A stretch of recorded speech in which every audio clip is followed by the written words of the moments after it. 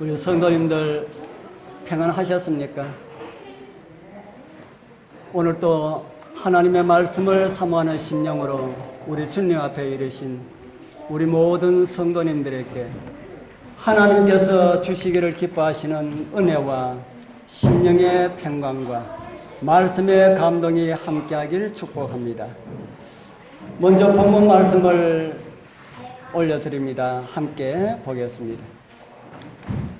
우리 요한복음 8장 3절에서 9절에 있는 말씀입니다. 우리 같이 읽어보겠습니다. 서기관들과 시작. 서기관들과 바리새인들이 간음 중에 잡힌 여자를 끌고 와서 가운데 세우고 예수께 말하되 선생이여 이 여자가 간음하다가 현장에서 잡혔나이다. 모세는 율법에 이러한 여자를 돌로 치라 명하였거니와 선생은 어떻게 말하겠나이까? 저희가 이렇게 말하면 고소할 조건을 얻고자 하여 예수를 시험함이라. 예수께서 몸을 굽히사 손가락으로 땅에 서시니 저희가 묻기를 마지 아니하는지라. 이에 일어나 가라사대 너희 중에 죄 없는 자가 먼저 돌로 치라 하시고 다시 몸을 굽히사 손가락으로 땅에 서시니 저희가 이 말씀을 듣고 양심의 가책을 받아 어른으로 시작하여 젊은이까지 하나씩 하나씩 나가고 오직 예수와 그 가운데 섰는 여자만 남았더라. 아멘. 오늘은 함께 읽은 요한복음 8장 3절에서 9절에 있는 이 말씀을 주제로 하여서 우리가 예수님을 믿는 또 하나의 이유, 용서함을 받았기 때문이라는 제목으로 말씀을 준비하였습니다. 오늘 우리가 읽어본 이 말씀을 살펴보면 좀 심상치가 않습니다. 특히 고소할 조건을 얻고자 하여 예수를 시험함이라 라는 말씀은 우리에게 많은 것을 생각하게 합니다. 한 여인을 죄 가운데 빠지게 하여서 예수 그리스도를 공경에 빠뜨리기 위함이라고 기록하고 있기 때문입니다. 이것은 하나님의 백성들이 죄를 짓는데 하나님께서 공경에 빠지신다라는 말씀과 같은 말씀이기 때문입니다. 하나님의 백성들이 죄를 짓는데 왜 하나님께서 공경에 빠지실까요? 그것은 바로 사탄이 하나님을 대적하기 때문입니다. 저는 동물의 왕국을 보다가 우리 아이들도 좋아하지요. 이 동물의 왕국을 보다가 어린 사자를 데리고 다니는 어미 사자가 자기에게는 정말 잽이 안 되는 하이에나, 우리 어린이들 하이에나 잘 알지요? 하이에나. 이 하이에나하고 사자하고 싸우면 누가 이길까요? 예? 사자가 이기겠지요. 그런데 이 사자하고 하이에나하고 싸우면 하이에나가 잽이 안 되지요. 그냥 잡아 돌립니다. 그런데 새끼를 데리고 있는 어미 사자는 하이에나가 건드립니다.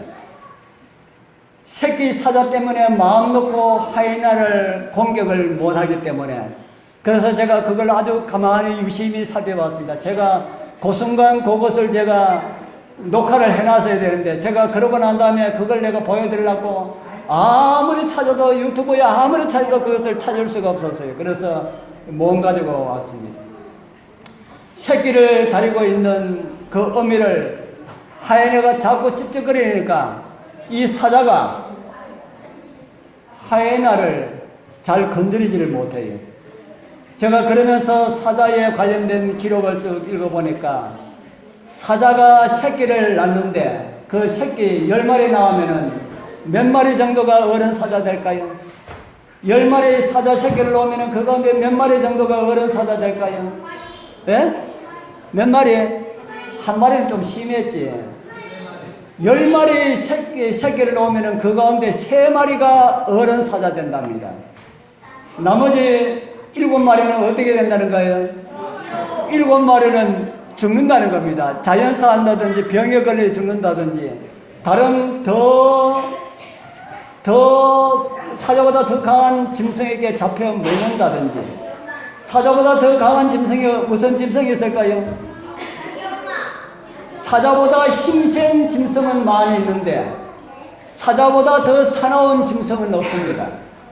그런데 사자 새끼들이 사자보다 더 사나운 짐승에게 잡혀 먹는다 그러는데 그 사나운 짐승이 무엇인가 하면은 무엇이랄까요? 제가 뭐기 때문에 이야기할까요? 그 사나운 짐승이 하이에나라 하는 겁니다.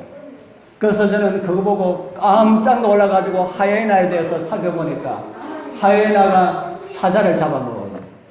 어른 사자는 못 잡아먹는데 새끼 사자를 잡아먹고 어미 사자도 여러 명이 건드려가지고 어미 사자도 잡아먹어요. 그래서 제가 그거 보고 야 사자가 동물의 왕인 줄 알았는데 이 사자보다 더 사나운 짐승이 있구나. 물론 1대1로 하면은 안 됩니다. 제가 그걸 보고 새끼 사자를 데리고 있는 어미가 하이에나가 건드려도 마음 놓고 공격하지 못하는 그것을 보고 예수님을 생각하게 되었습니다. 예수님의 어떤 모습을 생각하게 되었을까요? 우리처럼 이렇게 지질이 못난 우리를 돌보시느라고 예수님은 얼마나 고생이 많을까. 어미 사자가 사자 새끼를 하이에나에게 잡혀먹지 않도록 하기 위하여서 자기가 물리면서 이렇게 돌보다가 결국에는 사자 새끼를 뺏기는 것을 제가 봤습니다. 사자 새끼가 겁이 나니까 어미하고 같이 있다가 겁이 나니까 이 사자 새끼가 다른 곳으로 도망가 버렸어요. 그러니까 몇 마리는 어미를 잡고 건드리고 다른 몇 마리가 가서 사자 새끼를 잡아먹는 것을 제가 봤습니다. 아, 그것을 보고 우리처럼 이렇게 못나고 죄를 미워할 줄 모르는 우리를 구원하기 위하여서 우리를 지켜주기 위한 우리 하나님의 그 수고는 얼마나 클까. 그런 것을 생각하게 되었습니다. 우리 사랑하는 성도님들, 사단은 우리가 잘못하면은 그것을 가지고 하나님 앞에 가져갑니다. 하나님이시여, 하나님을 믿는다고는 저 사람 한번 보십시오. 제가 그 사람 동영상을 찍어 왔는데 우리 하나님 한번 보십시오. 이래도 저 사람이 당신의 사람입니까? 이래도 그 사람을 도와주고 복을 주실 것입니까? 이렇게 고소한다고 성경은 우리에게 보여주고 있습니다.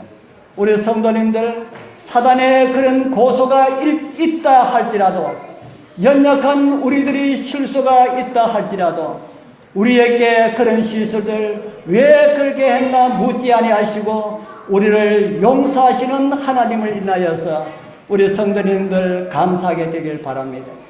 오늘 주님 앞에 끌려 나온 이 한 여인은 간음의 현장에서 잡혔습니다. 유대인의 법에 의하면은 간음하는 사람들은 다 돌로 쳐 죽이라 그렇게 말을 하고 있습니다. 그런데 지금 상황은 많이 달라져 있습니다. 먼저 유대나라는 로마 나라의 지배를 받은 지 오래되었습니다. 우리나라도 옛날에 일본의 지배를 받던 이런 경험을 가지고 있지요. 그런 시대를 가지고 일본 시대라고 그렇게 말을 합니다. 일본 시대 때 우리나라에 법이 있었습니까? 일본 시대 때 우리나라에 법이 있었습니까? 그 전에 사용하던 그런 법이 있었지만은 일본 나라의 법 앞에 우리나라의 법은 무용지물이 되었습니다. 모든 것이 일본 법을 따라야 하였다 하는 겁니다. 로마의 압제 아래에 있던 유대인들도 마찬가지였습니다. 그래서 예수님을 함정에 빠뜨리기 위해서 고심하였던 유대인들은 한 여인을 간음의 현장에서 그를 잡아가지고 예수님 앞에 끌고 왔습니다. 그리고 예수님께 이런 말을 합니다. 서기관들과 바리새인들이 간음 중에 잡힌 여자를 끌고 와서 가운데 세우고 예수께 말하되 선생이여, 이 여자가 간음하다가 현장에서 잡혔나이다. 모세는 율법에 이런 여자를 돌로 치라 명하였거니와 선생은 어떻게 말하겠나이까? 무슨 말입니까? 모세의 율법은 성경에 의하면은 이런 사람은 돌로 치라고 명하였는데 하나님께로 왔다고 하는 선생은 이 여자를 어떻게 말하겠습니까? 라고 하는 그런 말입니다. 돌로 치지 말라고 하면은 무슨 말을 할까요? 돌로 치지 말라고 하면은 당신은 하나님께로부터 보냄을 받은 자가 아니라고 할 것입니다. 왜냐하면 모세의 율법을 어기는 그런 존재는 하나님께로 온 사람이었고 볼 수가 없기 때문에 그렇다는 겁니다. 그렇다고 해서 돌로 치라고 하면은 어떻게 될까요? 돌로 치라고 하면은 계속해서 지금까지 사랑을 강조하던 당신의 가르침과 틀린다고 그렇게 말을 하게 될 것입니다. 그리고 우리는 지금 로마 나라의 지배를 받고 있기 때문에 로마 나라의 법을 어기는 그런 사람이라고 또 고소를 하게 될 것입니다. 그래서 지금 예수님은 이러지도 못하고 저러지도 못하시는 그런 공경에 빠져 있었습니다. 그런 중에 예수님께서 엎드려서 땅 위에 무엇인가 쓰셨습니다. 그러나 그런 것에 관심이 없었던 군중들은 예수님의 대답을 재촉합니다. 대답을 재촉하는 유대인들을 향하여서 예수님께서 이런 말씀을 하셨습니다. 저희가 묻기를 마지 아니하는지라 이에 일어나 가라사대 너희 중에 죄 없는 자가 먼저 돌로 치라 하시고 저희가 묻기를 마지 아니하는지라 라고 하는 이 말씀은 예수님의 대답을 재촉했다는 겁니다. 선생이여 꿈을 대지 마시고 빨리 대답하십시오. 어떻게 할까요? 이런 말을 한 것이라 한 겁니다. 그런데 예수님께서 어떤 말을 하셨다고요? 예수님께서 무슨 말씀 하셨다 그랬습니까? 너희 중에 어떤 사람이요? 너희 중에 죄 없는 자가 먼저 돌로 치라. 이 말을 들은 유대인들이 어떤 태도를 보였을까? 너희 중에 죄 없는 사람이 먼저 돌로 치라 이렇게 할 때에 망설이고 있는 사람은 어떤 사람입니까? 너희 중에 죄 없는 자가 먼저 돌로 치라 할 때에 뒤로 꽁무니를 빼는 사람은 어떤 사람들로 알려지게 될 것입니까? 그런 사람은 죄 있는 사람으로 사람 앞에 알려지게 되는 것입니다. 그래서 사람들 유대인들이 어떤 반응을 보였을까요? 죄 없는 사람으로 보이기 위하여서는 어떻게 해야 됩니까? 죄 없는 사람으로 보이기 위하여서는 먼저 돌로 치라고 합니다. 그래서 사람들은 저마다 돌을 들고 와서 그 여인을 치려고 다가오고 있습니다. 그럴 때에 예수님께서 땅에 엎드셔서 다시 무엇인가 서셨습니다. 그런데 제일 먼저 돌로 칠로 돌을 들고 왔던 한 사람이 예수님께서 땅 위에 서신 그 그를 보자마자 그냥 돌을 버려들고 도망가 버렸습니다. 그런데 그 뒤에 건호갑이라고 하는 사람이 돌을 들고 또 옵니다. 돌을 들고 치려고 하는데 예수님께서 글 서신 그 글이 눈에 띄었습니다. 그 글 보니까 그 글 속에 어떤 글이 있나 하면은 내 마음 가운데 있는 내가 지었던 죄 가운데 사람들에게 알려지지 않는 모든 죄들이 예수님께서 쓰신 그 글 가운데 다 기록되어 있는 것이 제 눈에 보였습니다. 그래서 내가 만약에 돌을 들어서 그 여인을 쳤다 하면은 그 땅에 기록되어 있는 예수님께서 기록한 그 모든 죄들이 모든 사람들 앞에 공개될 것이라는 그런 사실들이 마음 가운데 왔습니다. 돌로 치야 됩니까? 도망을 가야 됩니까? 그래서 돌을 두고 도망가 버렸습니다. 그 뒤에 우리 정잘놀이 또 돌을 들고 오는 것이 보였습니다. 돌을 들고 오더니만은 또 그 글을 보더니만은 우리 장로님도 도망가 버렸습니다. 그래서 그곳에 온 사람들이 한 사람 두 사람 다 도망가 버렸다 하는 겁니다. 도대체 무슨 글자를 쓰셨을까요? 예수님께서 무슨 글자를 썼는데 그 글자를 본 사람들이 다 도망을 갔을까? 이 세상에 있는 어떤 사람도 예수님께서 무슨 글을 썼는지 알고 있는 사람은 한 사람도 없습니다. 아는 것은 돌을 들여서 치렸고 하였던 사람들이 자신의 죄를 깨닫고 생각나게 하였던 것이라 하는 그런 것을 생각할 수가 있습니다. 우리 주님께서는 그 사건이 있기 전에 약 700년 전에도 초자연적인 글을 그때는 땅바닥에 서신 것이 아니라 대리석 벽에다가 서신 사건이 있었습니다. 이 그림은요, 영국 대형 박물관에 전시되어 있는 벨사살 왕의 그림입니다. 구약 성경 다니엘서 5장에 보면은 바벨론 왕 벨사살이 하나님의 성전에서 노력하여 온 성소의 기명을 가지고 술잔을 삼아가지고 술을 먹고 술을 마시고 있을 때에 주님께서 그곳에 나타나셔서 손가락으로 나타나셔서 벽에 글을 쓰셨습니다. 어떤 글을 쓰셨습니까? 그런 메네 데겔 우버르 신이라 라는 이런 글을 쓰셨습니다. 이 말을 우리말로 번역하면은 너의 시대는 끝났다라는 그런 말입니다. 우리 사랑하는 성도님들이시여, 하나님 앞에서 죄 없는 채 하지 마시길 바랍니다. 성경은 이런 말씀을 우리에게 주고 있습니다.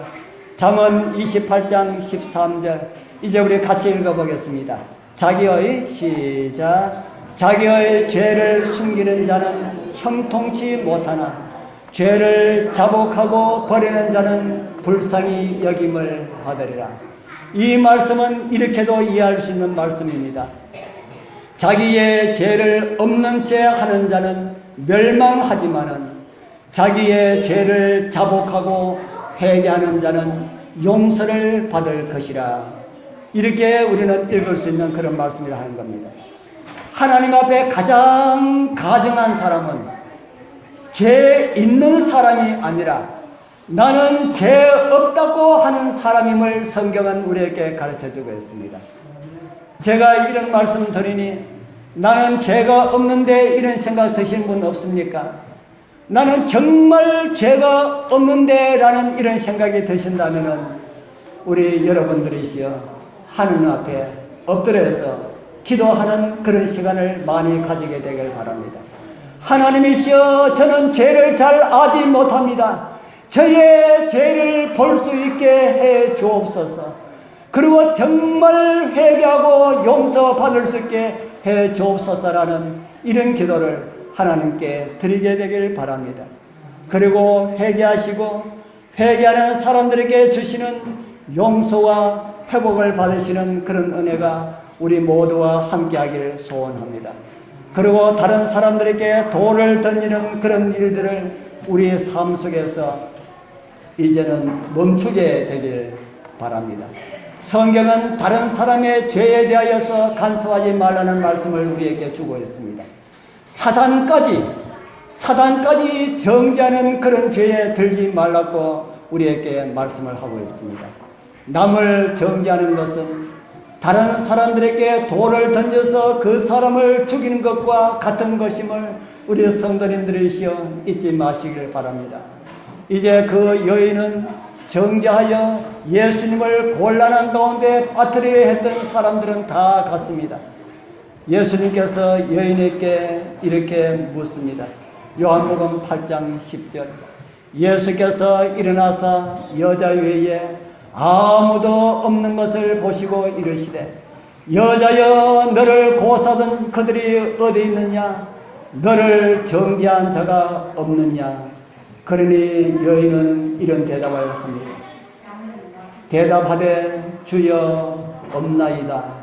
그러니 예수님께서 이런 말씀을 하셨습니다. 예수께서, 우리 같이 읽어보겠습니다. 예수께서 시작.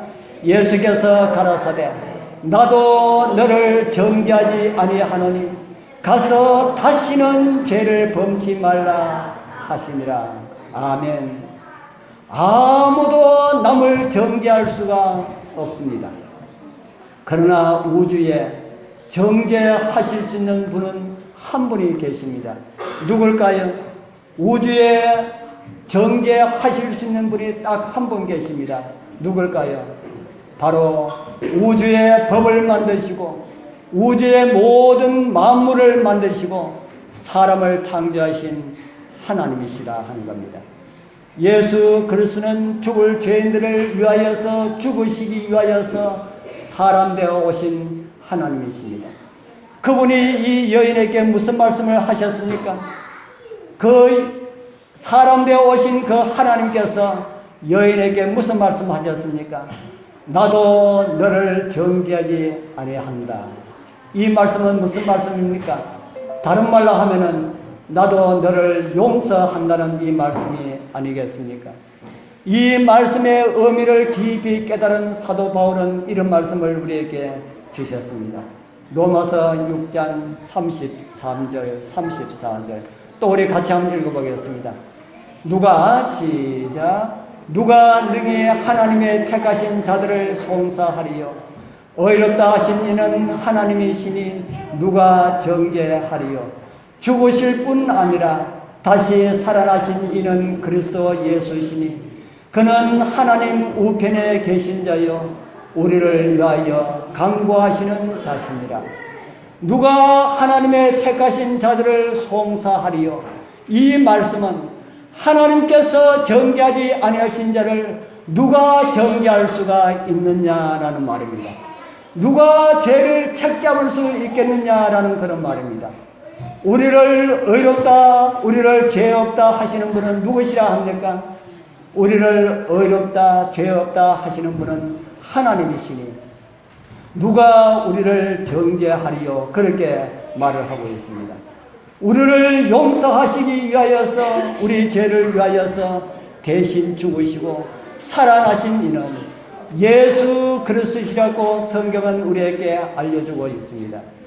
여인을 용서하시고 난 다음 주님께서 마지막으로 하신 말씀도 우리는 잊으면 안 됩니다. 무슨 말씀 하셨습니까? 가서 다시는 뭐 하지 말라고요? 가서 다시는 죄를 범치 말라. 나중에 우리 주님께서 오실 때에 구원받지 못한 사람들이 어떤 사람들이 구원받지 못할까요?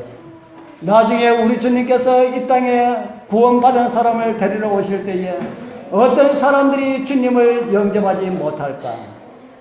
다시 죄를 짓지 말라 하셨는데 돌아가서는 또 죄를 짓고 살았기 때문에 용서를 받지 못하고 구원받지 못함을 성경은 우리에게 가르쳐주고 있습니다. 예수님 앞에 끌려 나온 이 여인은 어떤 삶을 살았을까요? 예수님 앞에 끌려 나온 이 여인은 어떤 삶을 살았을까? 이 여인은 이곳에는 그의 이름이 나오지 않지만은 많은 성경학자들은 이 여인이 마르다와 나사로의 동생 마리아라고 하는 사실에는 거의 일치하고 있습니다. 이 여인은 성경이 말하기를 7 귀신이 들렸다가 고침을 받았다고 다른 성경에는 묘사를 하고 있습니다. 저는 그 말씀을 7 귀신이 들렸다가 나온 그렇게 이해를 하지 아니하고요.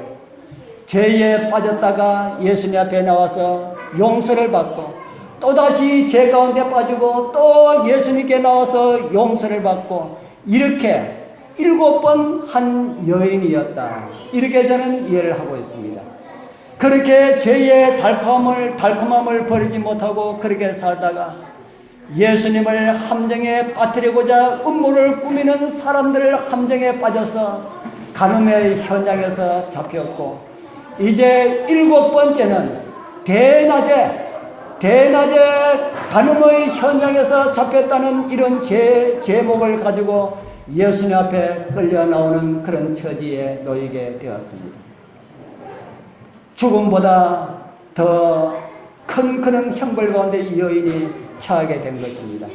죽음보다 더 못한 수치 가운데서 고개를 들지 못하고 있는 그 여인을 향해서 말씀하신 우리 주님, 나도 너를 정죄하지 않으신다는 이 말씀은 우리 모두에게 주신 말씀으로 여러분들 받아들이게 되길 바랍니다.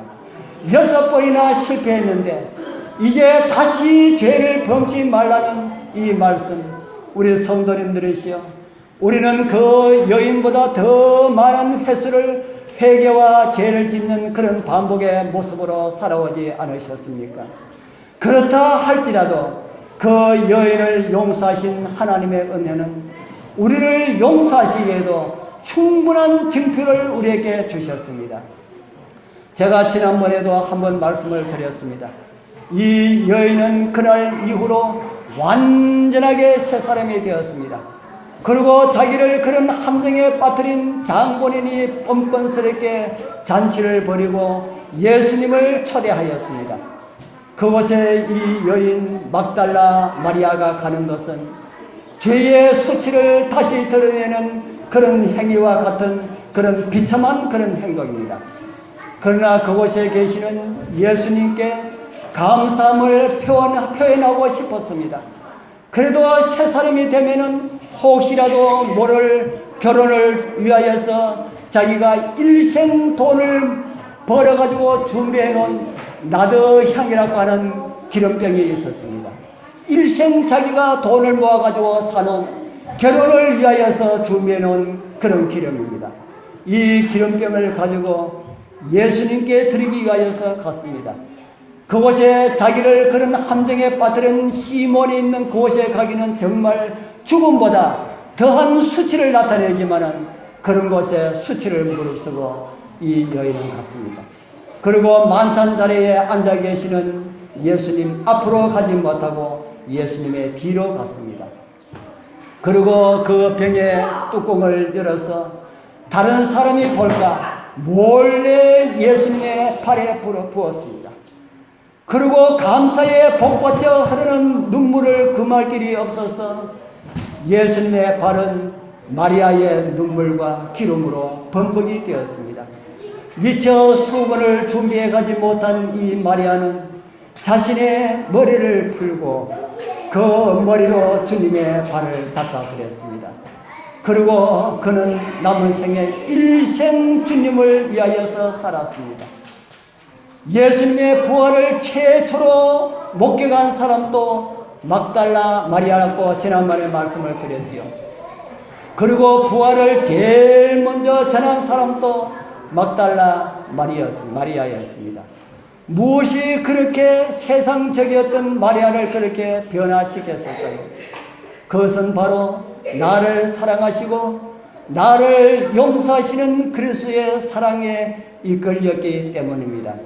우리가 즐겨 부르는 참이 279장은 이런 참이가 있습니다. 세상 모든 죄악에 빠져 죽을 수밖에 없는 이 죄인, 주님 나를 사랑하시어서 새 삶을 살게 하셨네. 주님 그 사랑 너무 커 나 다른 이에게 작은 사랑 나누었으나 주님 내게 더 큰 사랑 베풀어 주셨네. 막달라 마리아 그는 용서하시는 주님의 사랑과 은혜가 너무 커서 자신을 송두리째 주님께 드렸습니다.